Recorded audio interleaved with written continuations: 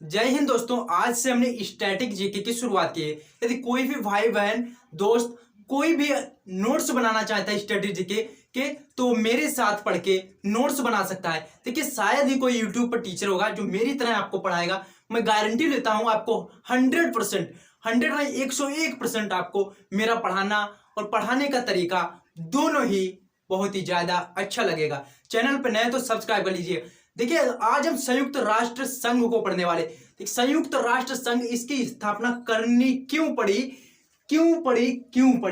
संयुक्त राष्ट्र संघ जब भी हम पढ़ते हैं तो यही प्रश्न उठता है कि इसके आखिरकार स्थापना क्यों करनी पड़े और स्थापना कब हुई। ये तो पता क्यों करनी पड़ी, ये कई किताबों में भी नहीं लिखा है। तो मैं बताता हूं आपको। देखिए जैसे आपको पता है प्रथम विश्व युद्ध हुआ, उसके बाद वर्साई की संधि होती है और द्वितीय विश्व युद्ध उभरता हुआ एक नया मुद्दा आता है द्वितीय विश्व युद्ध। द्वितीय विश्व युद्ध में आपको पता है 61 देशों ने 61 देशों ने भाग लिया था। 61 देशों ने, आप समझ सकते हैं 61 देश जहां पे किसी युद्ध में शामिल हो जाएंगे वो क्या होगा, महायुद्ध हो जाएगा। युद्ध की कोई यहाँ पे चांस नहीं, महायुद्ध हो जाएगा। तो ऐसा यहाँ पे महायुद्ध हुआ और वहां पे एक भीषण नुकसान हुआ, जनसंख्या काफी नष्ट हो गई, काफी लोग मारे गए, आर्थिक स्थिति भी खराब होती चली गई कई देशों की और बहुत ही बड़ा प्रभाव पड़ा हमारे विश्व पर। 61 देशों ने भाग लिया तो बहुत ही बड़ा प्रभाव पड़ा। पहली बार तो प्रथम विश्व युद्ध हुआ, वहीं पे बहुत ही ज्यादा नुकसान हो चुका। उसके बाद वर्साई की युद्ध संधि होती है, वहां पर इतना ज्यादा नुकसान हो चुका था। और उसके बाद एक और नया मुद्दा आ जाता है द्वितीय विश्व युद्ध। वहां पर नुकसान होने के बाद क्या होता है, विजेता देश, द्वितीय विश्व युद्ध में 61 देश थे जहां पे उसमें से जो विजेता देश हुए, विजेता देशों ने क्या किया कि उन्होंने ओपिनियन किया, अपनी राय और अपने आदर्श व्यक्त किए, अपनी राय को रखा। सभी देशों ने अपनी राय मिलाई और सोचा, उन्होंने एक विचार विमर्श किया कि आने वाले समय में प्रेजेंट टाइम की बात कर लीजिए तो आने वाले समय में ऐसी परिस्थितियां इतनी जल्दी ना क्रिएट हो, अर्थात क्रिएट ही ना हो, तो इसलिए एक हमें संगठन का निर्माण करना चाहिए। तो उन्होंने क्या किया, एक संगठन का निर्माण कर दिया। उस संगठन का नाम क्या रखा, संयुक्त राष्ट्र संघ। देखिए ये कोई अकेले देश का नहीं, हमारे संयुक्त राष्ट्र का। संयुक्त राष्ट्र मतलब विश्व के तमाम देश, 193 टोटल देश ही आ जाते हैं लगभग में, ठीक है। तो यहाँ पे इन सभी देशों का एक संगठन बन गया जहां पे कोई भी यदि कोई आंतरिक तो देश स्वयं सॉल्व करता है, कोई इंटरनेशनल लेवल पर कोई बात होती है तो यूएनओ की मदद ली जाएगी। जैसे कोई पाकिस्तान भारत पर ऐसे अटैक नहीं कर सकता, एक बड़ा हमला नहीं कर सकता, आतंकवादियों की छुप के वो नजर में कर रहा है, कोई डायरेक्ट देश नहीं कर सकता। अब वो आतंकवादी कर रहे हैं, समझ रहे, आतंकवादी। वो कभी भी कबूल नहीं रहा पाकिस्तान कि ये आतंकवादी हमारे हैं, हमने भेजे हैं। तो यहाँ पे मुद्दा ये आता है, अगर वैसे डायरेक्ट पाकिस्तान करता तो यूएनओ उस पर कार्रवाई करेगा। तो इन चीजों को विशेष ध्यान में रखना चाहिए। तो इस यूएनओ का उद्देश्य क्या था, मेन मुद्दा क्या था, जो मतलब कोई स्थिति ना क्रिएट हो, जैसे विश्व युद्ध जैसी कोई आने वाले समय में स्थिति क्रिएट ना हो। ये न्यूज चैनल वाले दिखा रहे ना द्वितीय विश्व युद्ध अगले साल शुरू हो जाएगा, ये देखा हो ना आपने, इतने भयानक तरीके से पोज देते हैं साले, बिल्कुल आप समझ डर लगने लगता है न्यूज चैनल वालों से। तो यहाँ पे ऐसी कोई स्थिति नहीं होने वाली, ठीक, इतनी जल्दी तो नहीं क्रिएट होगी। आने वाले समय का कोई भरोसा नहीं, किसका मूड कहां बदल जाए।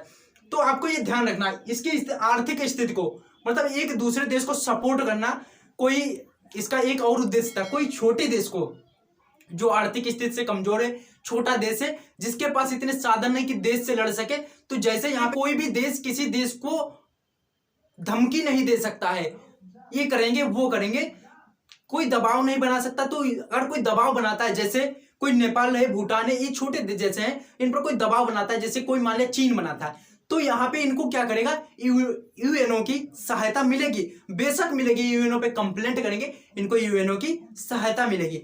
तो आप समझ गए होंगे इसका एक तत्कालिक कारण क्या रहा होगा कि इसकी स्थापना करनी पड़े। अब हम बात करते हैं इसकी स्थापना कब हुई, तो हम अपना भैया मार्कर उठा लेते हैं। तुम सर्वप्रथम बात करते हैं इसकी स्थापना की बात करते हैं। देखिए राइटिंग अच्छी नहीं है तो आप थोड़ा सा संतुष्टि बनाए रखें और ध्यान से समझें, अपने नोट्स को बनाएं। देखिए स्थापना जो है 24 अक्टूबर 19 24 अक्टूबर 1945 ईस्वी में इसकी स्थापना की गई थी। और संस्थापक देश कितने थे? एग्जाम में यह प्रश्न बहुत आता है, कंफ्यूजन का प्रश्न रहता है ना, इसीलिए संस्थापक देश कितने थे? संस्थापक देश कितने थे? तो यहाँ पे संस्थापक देश की बात करते हैं। देखिए संस्थापक देश से शुरुआत में जो 50 देश थे, 50 देश थे। उसके बाद क्या होता है, एक 24 जून 1945 के बाद क्या होता है, एक अन्य देश आ जाता है, वो भी अपने संयुक्त राष्ट्र संघ का अधिकार पत्र था, जो एक ताकत बनने जा रही थी, उस पर एक अन्य देश आता है, प्लस एक पोलैंड। तो एक ये देश आता है पोलैंड, जो कि 51वां देश बन जाता है। तो टोटल जो संस्थापक देश कितने हो जाते हैं? कुल संस्थापक कुल देश तो कितने हो जाते हैं? 51। तो यहाँ पे एग्जाम में क्वेश्चन क्या आता है, संयुक्त राष्ट्र संघ का 51वां संस्थापक देश कौन था, या अंतिम संस्थापक देश कौन था? तो आपका आंसर हो जाएगा पोलैंड। इसके बाद हम बात कर लेते हैं इसके वर्तमान सदस्य कितने, वर्तमान में कितने हैं। तो वर्तमान में इसके सदस्य की बात करते हैं, वर्तमान सदस्य की बात करते हैं भैया। तो हम वर्तमान सदस्य जो है इसके 193 देश, 193 देश हैं। और जो 193 देश है जो, उसका नाम है क्या? दक्षिणी सूडान। 193 देश दक्षिणी सूडान है। तो आपको ये पॉइंट्स याद रखने हैं, बेसिकली आपको याद भी होंगे, मुझे यकीन है। उसके बाद यहाँ पे कुछ इंपॉर्टेंट बातें आती हैं कि जो संयुक्त राष्ट्र संघ, इसकी भाषा क्या है। अगर भाषा की बात करेंगे तो जिन भाषाओं पर संयुक्त राष्ट्र संघ में वर्क होता है, तो जो एक तो है अंग्रेजी भाषा, जो है एक जो है अंग्रेजी, और जो दूसरी भाषा है वो फ्रेंच। तो ये दो भाषाएं जो संयुक्त राष्ट्र संघ में वर्क करती। इसके अलावा मान्यता अन्य भाषाओं को भी प्राप्त है, जैसे अरबी। अन्य भाषाएं जो जिनको मान्यता प्राप्त है संयुक्त राष्ट्र संघ की, अरबी, रसियन, स्पेनिश, इन भाषाओं की भी संयुक्त राष्ट्र संघ की मान्यता प्राप्त है। उसके बाद हम बात करते हैं संयुक्त राष्ट्र संघ का प्रमुख कौन होता है। जैसे किसी का भी सीईओ होता है, प्रमुख कौन होता है, मतलब कोई भी चीज है उसका एक प्रमुख होता है जो कि हैंडल करता है। तो संयुक्त राष्ट्र संघ का प्रमुख होता है जो महासचिव होता है। महासचिव, प्रथम महासचिव की बात करते हैं तो त्रिगवेली थे, नार्वे के थे। तो आपको ये बात याद रखना, इनका कार्यकाल एवं 1952 टू 1957 रहा है। ठीक है, आप देख लीजिएगा कि ये चीज थोड़ा कंफ्यूजन में है। तो यहाँ पे ये तो महासचिव हो गया प्रथम त्रिगवेली नार्वे के। उसके बाद जो हमारा इंपॉर्टेंट यहाँ पे क्या था, यू थांट, जो कि म्यांमार के जो तृतीय नंबर के तीसरे महासचिव थे। ये चीजें आप नोट कीजिए, तीसरे महासचिव थे यू थांट, म्यांमार के। और ये इंपॉर्टेंट क्यों रहता है, क्योंकि ये म्यांमार जो ना प्रथम एशिया के थे, एशिया में पड़ता है, तो प्रथम एशिया के यू थांट थे म्यांमार के। तो आपको ये चीजें याद रखनी है। उसके बाद हम बात कर लेते हैं यूएनओ के अंग। देखिए यूएनओ के कई अंग है, अलग अलग वर्क करता है यूएनओ। एक संघ है, इसको कई भागों में डिवाइड किया गया। वो भाग कितने? 6 भाग हैं। तो यूएनओ के अंग की बात करते हैं तो जो प्रथम अंग रहता है यूएनओ का अंग, महासभा। प्रथम अंग जो है महासभा, इसको हम क्या बोलते हैं? जनरल असेंबली इंग्लिश में। तो दूसरे नंबर का जो हमारा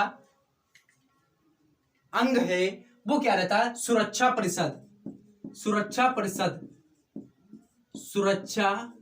परिषद। देखिए इंग्लिश में भी आप नोट कर लीजिए, इसको सिक्योरिटी काउंसिल बोलते हैं।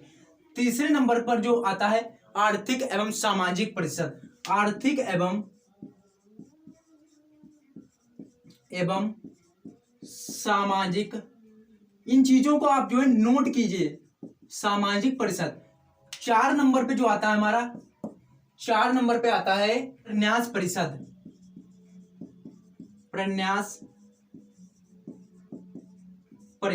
5 नंबर पे क्या आता है?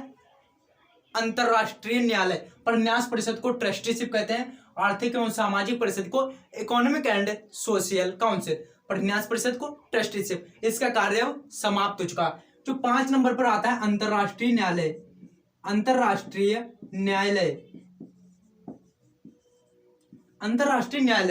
उसके बाद 6 नंबर, इसको international court of justice, international court of justice.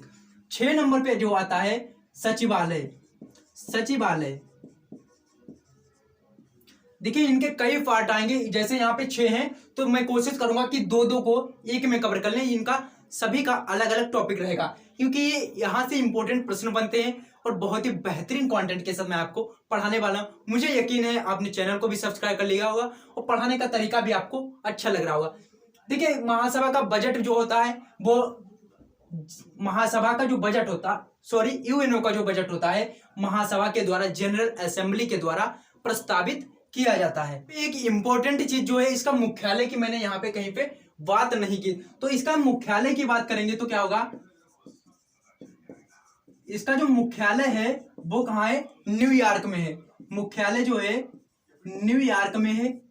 New York कहाँ पड़ता है, अमेरिका में पड़ता है। अमेरिका की राजधानी क्या, वाशिंगटन डीसी है। तो ये आपके मुख्यालय की बात हो गई। अब यूएनओ के कार्यालय की बात करते हैं हम। देखिए कार्यालय की हम बात करते हैं तो कार्यालय जो है यूएनओ का कार्यालय जो है 1952 ईस्वी में बनकर तैयार हो गया था। 1952